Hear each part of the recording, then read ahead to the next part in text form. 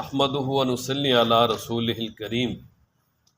اما بعد اعوذ باللہ من الشیطان الرجیم بسم اللہ الرحمن الرحیم فارتقب یوم تأتی السماء بدخان مبین۔ اس کا شان نزول اور اس کا مطلب یہ ہے، حضرت سیدنا عبداللہ ابن مسعود رضی اللہ تعالیٰ عنہ فرماتے ہیں کہ جب نبی پاک صلی اللہ تعالیٰ علیہ وآلہ وسلم نے کفار مکہ کو خوب تبلیغ کی، اللہ کا پیغام سنایا، لیکن انہوں نے نہ مانا، مزید یہ کہ وہ اپنی شرارتوں سے باز نہ آئے، ہر موقع پر آپ علیہ الصلوۃ والسلام کو پریشان کیا، یہاں تک کہ مکہ مکرمہ سے ہجرت کرنے پر مجبور کیا، تو سرکار دو عالم صلی اللہ تعالیٰ علیہ وآلہ وسلم نے ان کے لیے بد دعا فرمائی کہ یا اللہ، جس طرح یوسف علیہ السلام کے زمانہ میں وہ 7 سالہ شدید قحط آیا تھا، اے اللہ وہی قحط ان پہ مسلط کر دے اور ان پہ قحط مسلط کر کے میری مدد فرما۔ اب آپ علیہ السلام کی اس بد دعا کی وجہ سے مکہ والوں پہ قحط مسلط ہو گیا، اور وہ اتنا شدید قحط مسلط ہوا کہ اس قحط کی وجہ سے سب کچھ ختم ہو گیا، مردار جانوروں کی ہڈیاں پیس کے کھا گئے، اسی طرح جانوروں کی کھالیں تک بھی جو وہ کھا گئے، کچھ بھی نہیں رہا، اور قحط کی شدت مزید بڑھتی جاتی،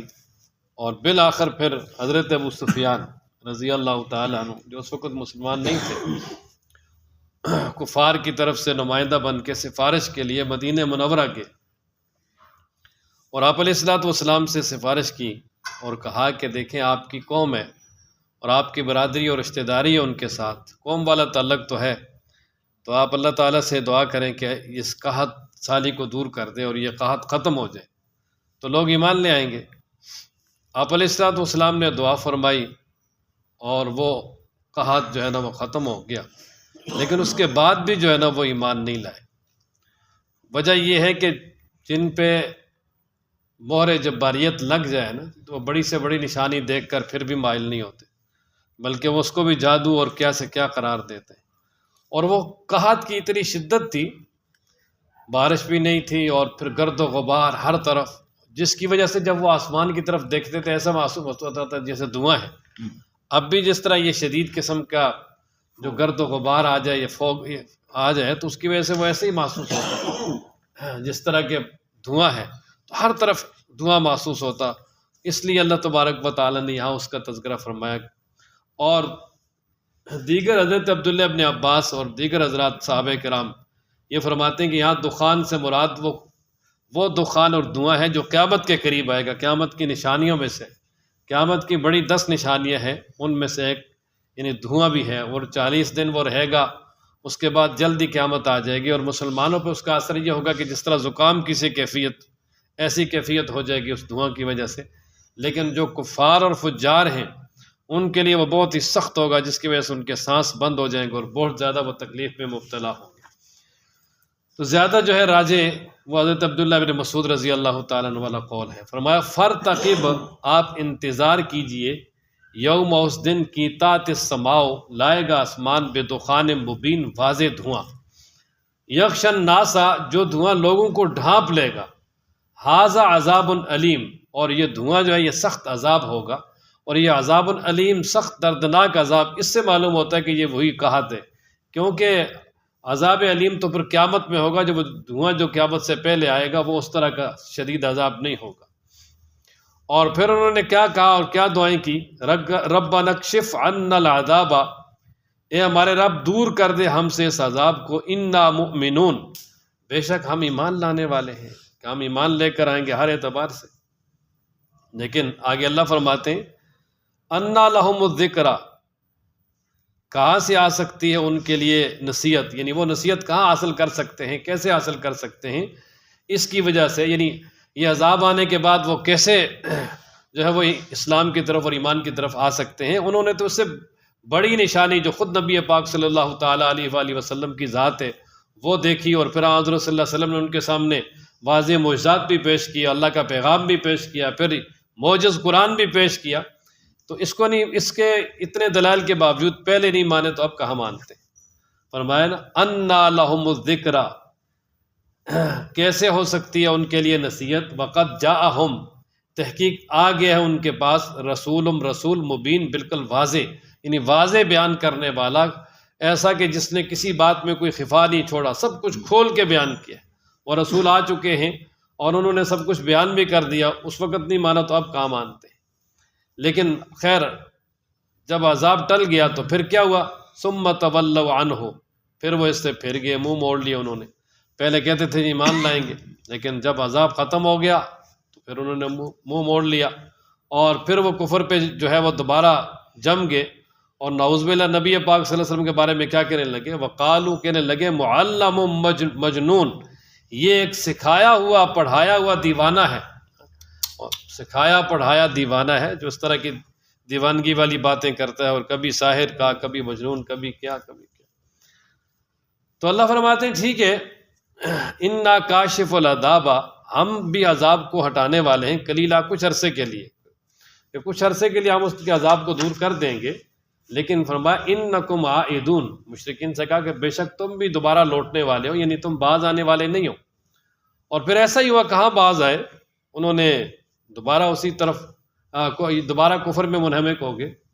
تو پھر اللہ فرماتے ہیں کہ یوم نبطش البطشۃ الکبریٰ، یہ اعلان ہے جی بڑی پکڑ کا۔ اس سے ایک تو مراد قیامت ہے، کہ قیامت والے دن اللہ تبارک و تعالیٰ جب پکڑیں گے تو اس وقت کوئی چھڑا بھی نہیں سکے گا، اور شدید پکڑیں گے عذاب میں۔ کفار کے لیے یہ عذاب ہمیشہ ہمیشہ کے لیے ہوگا۔ اور دوسرا مفسرین یہ بھی فرماتے ہیں کہ اس سے مراد جو ہے نا وہ بدر کا عذاب ہے، بدر کی پکڑ ہے، کہ بدر کی پکڑ جو ہے ان کے لیے کھلا عذاب تھا۔ وجہ یہ ہے کہ جن کو وہ کچھ سمجھتے ہی نہیں تھے، جن کو کچھ بھی نہیں سمجھتے تھے، جب ان کے ہاتھوں پٹائی ہوئی نا تو اس سے بڑی جو ہے نا وہ سزا کوئی نہیں ہوتی۔ ایک آدمی کا ملازم ہے جس کو وہ کچھ نہیں سمجھتا، روزانہ جب اس کا دل چاہے اس کو مارنا شروع کر دے، لیکن ایک وقت ایسا آ جائے کہ وہ ملازم اتنا مضبوط ہو جائے، وہی اس کو لٹا لٹا کے مارنا شروع کر دے، تو کتنی ذلت ہے اس کے لیے۔ تو ایسا ہی ہے کہ مسلمانوں کو وہ کچھ سمجھتے ہی نہیں تھے، لیکن اللہ تبارک و تعالیٰ نے پھر بدر میں انہی مسلمانوں کے ہاتھوں خوب ان کو پٹوایا، اتنا زیادہ کہ 70 گرفتار ہوئے، 70 سرغنے مارے گئے، اور اسی طرح بہت زیادہ زخمی بھی ہوئے، اور سب سامان چھوڑ کر ذلت اور رسوائی کے ساتھ وہاں سے بھاگے۔ اور پھر وہ ہمیشہ ہمیشہ کے لیے اس کے بعد ذلت ان پہ مسلط ہوئی۔ پھر غزوہ احد میں انہوں نے کچھ مقابلہ کیا، مسلمانوں کا بھی نقصان ہوا، لیکن آخر میں بھاگے، پھر بھی وہی۔ پھر احزاب میں آئے مقابلے کے لیے، 27 دن معاصرہ کیا، لیکن لڑائی کی اس طرح نوبت نہیں آئی، پھر بھی ناکام واپس کیا۔ اور آپ علیہ السلام نے فرمایا آج کے بعد قریش والے حملہ نہیں کر سکیں گے، اور پھر کیا بھی نہیں۔ فرمایا مسلمانوں سے کہا اب تم کرو گے، اور پھر مسلمانوں ہی نے بعد میں جو حملہ کیا، لیکن وہ مشرکین مکہ دوبارہ حملے کے لیے نہیں آئے۔ فتح مکہ کے موقع پر مسلمان گئے وہاں پر۔ تو اس نے فرمایا یوم، اس دن، نبطشو، جس پکڑیں گے ہم ان کو، البطشۃ الکبریٰ، بڑی پکڑ، انا منتقمون، بے شک ہم جو ہے نا وہ انتقام لینے والے ہیں۔ کہ اللہ فرماتے ہیں ہم انتقام لینے والے ہیں، ان سے ضرور انتقام لیں گے جو کچھ یہ کر رہے ہیں، اور اس کا خمیازہ ان کو بھگتنا پڑے گا، مزہ ان کو چکھایا جائے گا۔ وَلَقَدْ فَتَنَّا قَبْلَهُمْ قَوْمَ نُوحٍ قَوْمَ فِرْعَوْنَ۔ اب آگے اللہ تعالیٰ نے دنیاوی عذاب کا ایک نمونہ بیان کیا، کہ جس طرح فرعون کے پاس موسیٰ علیہ السلام آئے، انہوں نے فرعون کو بڑا اللہ کا پیغام پہنچایا اور معجزات بھی دکھائے اور اللہ کی طرف دعوت بھی دی، لیکن فرعون نے نہ مانی، اور بالآخر موسیٰ علیہ السلام کو شہید کرنے کا منصوبہ بنایا، ان کے سامنے اکڑ دکھائی، سب کچھ ہوا، لیکن بالآخر اللہ تعالیٰ نے اس کو بھی ہلاک کیا، اور ساری اس کی سلطنت، اکڑ، طاقت اور حکمرانی کو بالکل خاک میں ملا دیا۔ تو یہ اشارہ ہے کہ ان مکہ والوں کے ساتھ بھی ایسے ہی ہوگا، ان کی ساری سرداریاں ختم ہو جائیں گی۔ فرمایا نا وَلَقَدْ تحقیق فتنّا، ہم نے آزمایا، قبلہم، ان سے پہلے، قوم فرعون، قوم فرعون کو، وجاءہم، اور آیا ان کے پاس، رسول کریم، ایک معزز ترین رسول، عزت والا رسول۔ اور کیا کہا؟ ان ادو الی عباد اللہ، یہ کہ بھیج دو، آزاد کر دو میری طرف اللہ کے بندوں کو۔ یعنی موسیٰ علیہ السلام نے ایک مطالبہ تو یہ کیا تھا نا کہ تم ایمان لے آؤ، اور دوسرا مطالبہ یہ تھا کہ بنی اسرائیل کو آزاد کریں، یہ آپ کے غلام نہیں ہیں۔ کہ بنی اسرائیل جو ہے وہ حضرت یوسف علیہ السلام کے دور میں آ کر مصر میں آباد ہوئے، اور اس کے بعد پھر یوسف علیہ السلام کی حکمرانی رہی، لیکن بعد میں فرعون نے قبضہ کیا اور بنی اسرائیل کو جو ہے وہ غلام بنا لیا، اور ان سے بگار وغیرہ کرواتے تھے۔ تو موسیٰ علیہ السلام نے بنی اسرائیل کی آزادی کا مطالبہ کیا کہ ان ادو الیہ عباد اللہ، کہ یہ جو اللہ کے بندے ہیں ان کو جو ہے نا میرے حوالے کریں، آپ ان کو غلام نہ بنائیں، یہ آپ کے ملازم اور نوکر نہیں ہیں، یہ آزاد لوگ ہیں۔ اور ساتھ ہی فرمایا انی لکم، بے شک میں تمہارے لیے رسول امین، امانت دار رسول ہوں۔ وَأَلَّا تَعْلُوا، اور موسیٰ علیہ السلام نے یہ بھی فرمایا کہ تم میرے خلاف سرکشی نہ کرو، اللہ تعلوا علی اللہ، یہ کہ تم سرکشی نہ کرو اللہ پر، کہ اللہ تعالیٰ کا جب حکم آ گیا ہے اور اللہ کا یہ پیغام لے کر میں آ گیا ہوں اور میں نے تمہیں پیغام سنا دیا ہے، تو اب سرکشی نہ کرو، اللہ تعالیٰ کے حکم کے سامنے سر خم تسلیم ہو جاؤ۔ انی آتیکم، بے شک میں آیا ہوں تمہارے پاس بسلطان مبین، واضح دلیل کے ساتھ، واضح سند کے ساتھ، اور اس سے مراد معجزات ہیں کہ میں تو تمہارے پاس ویسے نہیں آیا، بڑے بڑے معجزات لے کر آیا ہوں، لہٰذا تم جو ہے ان کو مانو اور فرعون کی بات کو چھوڑو۔ اور پھر فرعون نے آگے سے دھمکی دی کہ میں تمہیں شہید کروں گا اور میں تمہیں سولی پہ لٹکا دوں گا، پتھر مار مار کے ختم کر دوں گا۔ تو موسیٰ علیہ السلام نے فرمایا وَإِنِّي عُذْتُ، کہ بے شک میں پناہ لے چکا ہوں بربی، اپنے رب کی، وربکم، تمہارے رب کی، ان ترجمون، اس بات سے کہ یہ تم مجھے سنسار کر سکو،